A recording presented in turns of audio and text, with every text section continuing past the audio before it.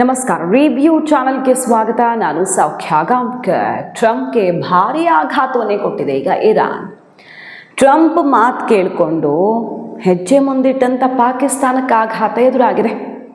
ಪಾಕಿಸ್ತಾನದ ಹಡಗನ್ನು ಧ್ವಂಸ ಮಾಡಿದ ಇರಾನ್ ಪಾಕಿಸ್ತಾನದ ಶಿಪ್ ಒಂದನ್ನು ಸ್ಟಾಪ್ ಮಾಡಿದೆ, ಹಾರ್ಮೂಸಲ್ಲಿ ಕ್ರಾಸ್ ಮಾಡೋಕ್ಕೆ ಬಿಟ್ಟಿಲ್ಲ ಅನ್ನೋದು ಕೇಳಿದ್ವಲ್ಲ. ಅದೇ ರೀತಿಯಲ್ಲಿ ಈಗ ಪಾಕಿಸ್ತಾನದ ಮತ್ತೊಂದು ಹಡಗಿನ ಮೇಲೆ ದಾಳಿಯಾಗಿದೆ ಅನ್ನುವಂಥ ವಿಚಾರ ಗೊತ್ತಾಗ್ತದೆ. ಪಾಕಿಸ್ತಾನದ ತೈಲ ಹಡಗನ್ನು ಬ್ಲಾಸ್ಟ್ ಮಾಡಿದೆ ಇರಾನ್ ಅಂತ. ಈಗ ಹಾರ್ಮೂಸ್ ಓಪನ್ ಮಾಡೋಕ್ಕೆ ಫಸ್ಟು 48 hours ಕೊಟ್ಟರು ಟ್ರಂಪ್ ಡೆಡ್ಲೈನು. ಅದಾದ ಮೇಲೆ ಮತ್ತೆ ಗಡುವನ್ನು ವಿಸ್ತರಿಸಿದರು. ಇದರ ನಡುವೆ ಇದು ಸ್ಟ್ರೇಟ್ ಆಫ್ ಹಾರ್ಮೂಸ್ ಅಲ್ಲ, ಟ್ರಂಪ್ ಸ್ಟ್ರೇಟ್ ಅಂತ, ಟ್ರಂಪ್ ಜಲಸಂಧಿ ಅಂತ ಹೇಳ್ಕೊಂಡಂಥ ಟ್ರಂಪ್ಗೆ ಇರಾನ್ ಸರಿಯಾದ ಪೆಟ್ಟನ್ನೇ ಕೊಟ್ಟಿದೆ. ಇಲ್ಲಿ ಯಾರು ಓಡಾಡಬೇಕು ಓಡಾಡಬಾರ್ದು ಅನ್ನೋದನ್ನು ನಿರ್ಧರಿಸೋದು ನಾವೇ ಬಿಟ್ಟರೆ, ಆ ಹಕ್ಕು ನಮಗಿದೆ ಬಿಟ್ಟರೆ ಇನ್ಯಾರಿಗೂ ಇಲ್ಲ ಅಂತ ತಿರುಗೇಟ್ ಕೊಟ್ಟಿರುವಂಥ ಇರಾನ್ ಈಗ ಬ್ಯಾಂಕಾಕ್ ಹಡಗಿಗೆ ಹೊಡೆದಿದೆ, ಪಾಕಿಸ್ತಾನದ ಹಡಗನ್ನು ಕೂಡ ಬ್ಲಾಸ್ಟ್ ಮಾಡಿದೆ ಅನ್ನೋದು ಸಿಗ್ತಿರುವಂಥ ಮಾಹಿತಿ. ಅಂದರೆ ಪಾಕಿಸ್ತಾನ ಅಲ್ಲೊಂದು ಇಲ್ಲೊಂದು ಡಬಲ್ ಸ್ಟ್ಯಾಂಡರ್ಡ್ ಕಳ್ಳಾಟ ನೋಡ್ತಿದ್ದೀವಿ. ಸರಿಯಾದಂಥ ಪರ್ಮಿಷನ್ ಇಲ್ಲದೆ ಮೊನ್ನೆ ಅವರ ಹಡಗನ್ನು ತಿರುಗಿಸಿ ಕಳಿಸಿದ್ದು ನೋಡಿದ್ವಿ, ಅಷ್ಟಕ್ಕೆ ಬಿಟ್ಟಿತ್ತು. ಈಗ ಇನ್ನೊಂದು ದೊಡ್ಡ ದಾಳಿಯಾಗಿದೆ ಪಾಕ್ ಹಡಗಿನ ಮೇಲೆ ಅನ್ನೋದು ಕೂಡ ಗೊತ್ತಾಗ್ತಿದೆ. ಅದು ಒಂದು ಕಡೆ.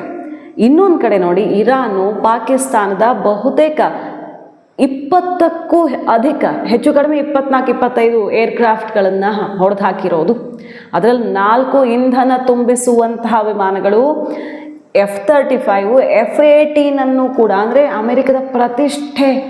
ಅಮೆರಿಕದ ಪ್ರತಿಷ್ಠೆಯನ್ನು ಮಣ್ಣು ಪಾಲು ಮಾಡಿದೆ. ಈಗ ಅಮೆರಿಕ ಒಂದು ದಶಕದಲ್ಲಿ ಯಾರೂ ಟಚ್ ಮಾಡಿಲ್ಲ, ಯಾರೂ ನಮ್ಮನ್ನು ಟಚ್ ಮಾಡೋಕ್ಕಾಗಲ್ಲ ಅಂತೇನು ಅಂದ್ಕೊಂಡಿತ್ತಲ್ಲ, ಅಂತಹದ್ದನ್ನೇ ಹೊಡೆದು ಹಾಕಿದ್ದೀವಿ ಅಂತ ಈಗ ಇರಾನ್ ವಿಡಿಯೋ ಬಿಟ್ಟು ಮೀಸೆ ತಿರುಗುತ್ತಾ ಇದೆ.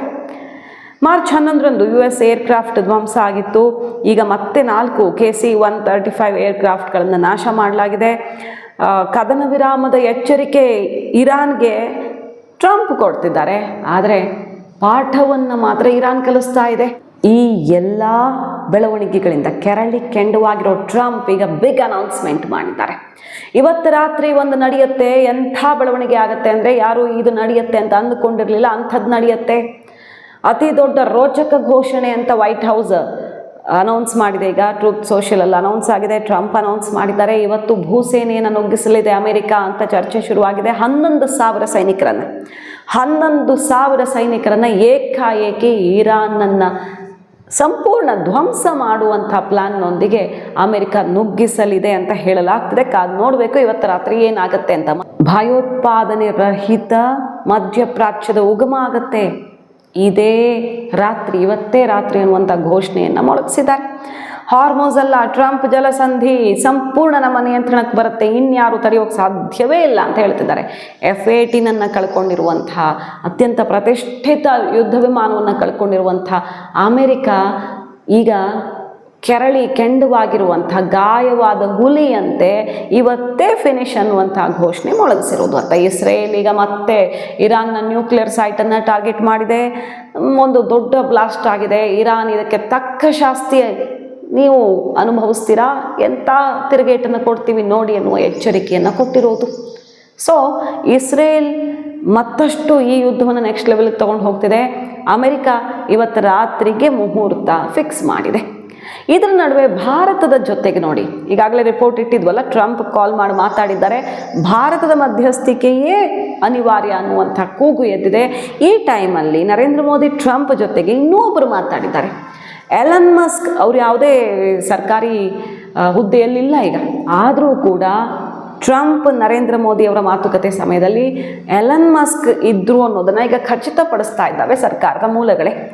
ಅವ್ರು ಯಾಕೆ ಬಂದರು? ನರೇಂದ್ರ ಮೋದಿ ಅವರ ಜೊತೆಗೆ ಅಮೆರಿಕದ ಪ್ರಭಾವಿಗಳು ಈ ರೀತಿ ಈಗ ಬೇಡ್ಕೊಳ್ತಿರೋದು ಯಾಕೆ? ಈ ರಿಪೋರ್ಟ್ಸ್ ನೀವು ಎಲ್ಲ ಕಡೆ ಇವತ್ತು ದೇಶದಲ್ಲಿ ದೊಡ್ಡ ಮಟ್ಟದ ಸದ್ದು ಮಾಡ್ತಿರೋದು ನೋಡೇ ಇರ್ತೀರ.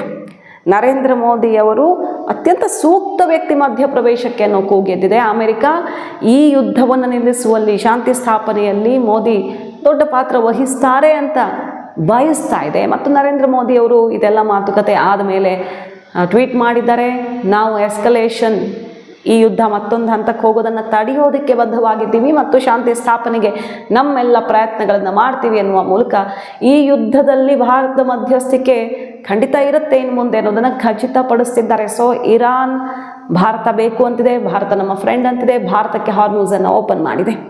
ಅಮೆರಿಕ ಈಗ ಭಾರತವೇ ಮಧ್ಯಪ್ರವೇಶ ಮಾಡಬೇಕು, ಹಾರ್ಮೋಸ್ ಓಪನ್ ಮಾಡೋದಕ್ಕೆ ಬೇರೆ ಯಾರೂ ಕೂಡ ಸಾಧ್ಯ ಇಲ್ಲ, ಭಾರತದಿಂದನೇ ಸಾಧ್ಯ ಅಂತ ಭಾರತದ ಮೊರೆ ಬಂದಿರೋದು. ಸೊ ಇವತ್ತು ಜಗತ್ತನ್ನೇ ಆಳ್ತೀನಿ ಅಂತಿರುವಂಥ ಕಂಡವರನ್ನು ಮಂಡಿಯೂರಿಸಿ ಅವಮಾನ ಮಾಡ್ತೀನಿ ಅಂತ ಕೇಳ್ಕೊಳ್ಳೋ ಟ್ರಂಪು ಭಾರತದ ಸಹಾಯ ಕೇಳ್ತಾ ಇರೋದು ನಂಬರ್ 1 ಜಗತ್ತಿನ ಈ ತೈಲಾಭಾವ ತಗ್ಗಿಸೋದಕ್ಕೆ, ನಂಬರ್ 2 ಯುದ್ಧ ನಿಲ್ಲಿಸೋದಕ್ಕೆ, ಹಾರ್ಮೋಸನ್ನು ಓಪನ್ ಮಾಡೋದಕ್ಕೆ.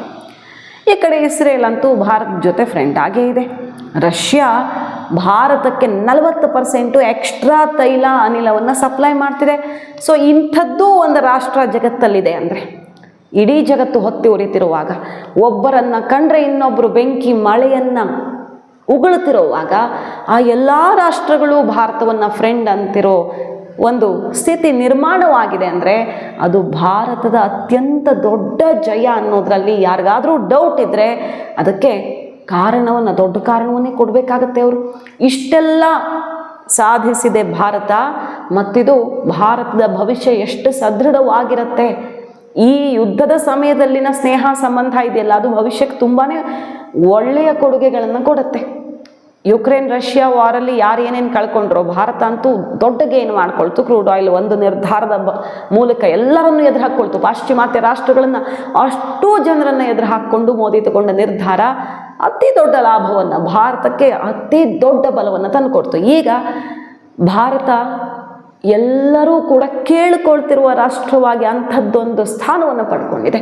ಮಾಹಿತಿ ಇಷ್ಟ ಆಗಿದ್ರೆ ಮಿಸ್ ಮಾಡಿದ್ರೆ ನಮ್ಮ ಚಾನಲ್ನ ಸಬ್ಸ್ಕ್ರೈಬ್ ಮಾಡಿ, ನಿಮ್ಮ ಅಭಿಪ್ರಾಯ ಕಮೆಂಟ್ ಮಾಡಿ ತಿಳಿಸಿ. Thank you.